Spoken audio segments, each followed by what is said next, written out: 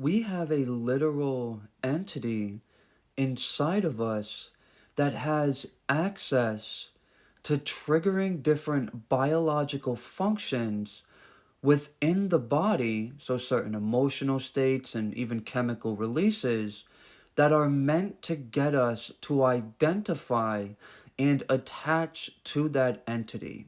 Now, when I say entity, I'm not talking about some external psychic or spiritual force or an astral parasite or anything like that. Even though when it comes to astral parasites, there are some parallels I could draw. That is a topic for another time. Um, but what I'm talking about is a conscious or sentient subconscious program that a lot of us have been running on for our whole entire lives. And this subconscious program is what I call the false self.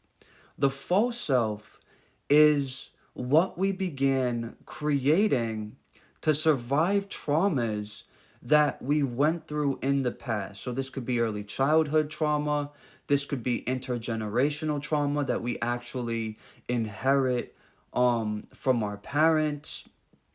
And because we don't have the capacity or the awareness to process the emotions associated with that trauma, we actually begin forming this entity that we then identify with as if it is actually us.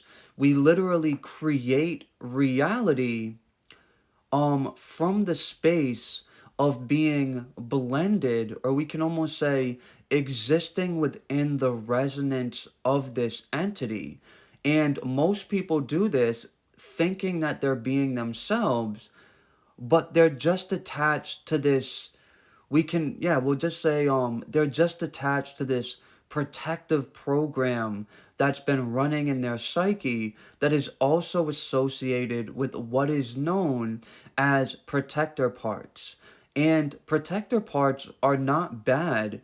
They all have like a good intention in trying to keep us away from emotions that once upon a time we didn't have the capacity to process.